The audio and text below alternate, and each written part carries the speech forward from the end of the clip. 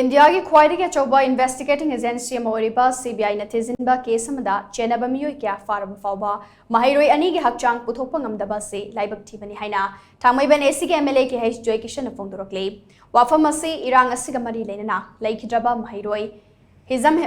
फिजम हेमंजित अमसोंग हिजम लिंथोइंगाम्बी लुवांगबी अनि के मिंगदा थांगमैबन केंद्र डेवलपमेंट ऑर्गेनाइजेशन तकदोन सिंदुना खोयाथोंग अमदी थांगमैबन की अकोइबदा चथकिबा उचारा थाबगी थौरमदा फोंदोखिबने खोयाथोंग पोखरी अचौब मपालदगी हौदुना थांगमैबन एसी के अकोइबदा चथकिबा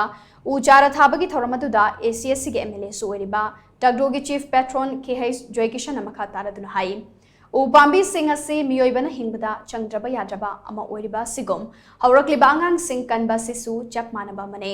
तोंगी योंबी ओइरकदौरिबा आंगांग Singh कनबा ngamdrabade मियोइबगी तुंगलमचत लैरोइ हाइबा वाखलोंदा ngasi gi thauram asi pangthokpane irang asida laikhidraba hemanjit amade lenthoingambi ani ge misi asiga mari leinana CBI na thizinduna chenaba khara fagalabasu hauzik fauba se bhakchang gi sarok machet ama fauba puthokpa ngamdaba se khwaidigi laibak thibane Maitai aikoi ki CHENNABA gi matungina laikhidraba angang ani asige hakchang puthokhtuna makhoi aroiba mathau mangam pangthokteba makhaidi leibak miyam gi pungningda tangdu leitana leibangam loi maramaduna mari leinaba singna laikhidraba angang ani gi hakchang ase emung manungda athobada sinabiyu haiki leigidreba pawse phangaga akoi dead body sigi part machet amabo phangdebse masi akoi penthokningai nungai akoi oide aduna aina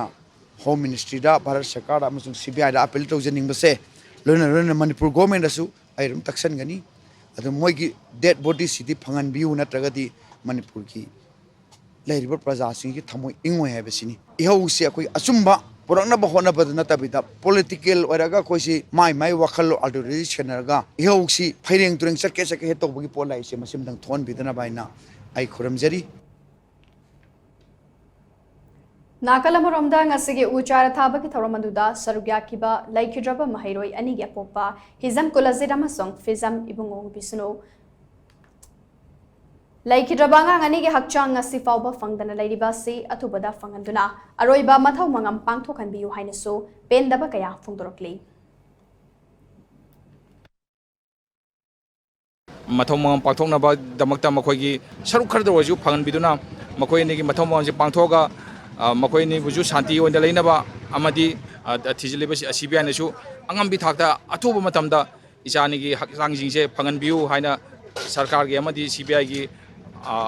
achau sangjing market hangachari sigi matangda aibu haijo hairagadi tawbiriba sarkar gi maike ji amna nongningba wari ni mayamda phongna hairagadi mayamna nongningani akhoina wakali je kanadano su chanari je kanagano hausisu nepsa kipjen minister oi hebache ingarang dang kange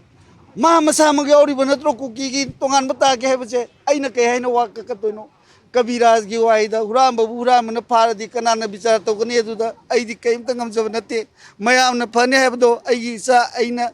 mayam gi pham da katok chagi bakuire masin mayam na phagada bdo ai ju yar jage ara ka sum tamjarage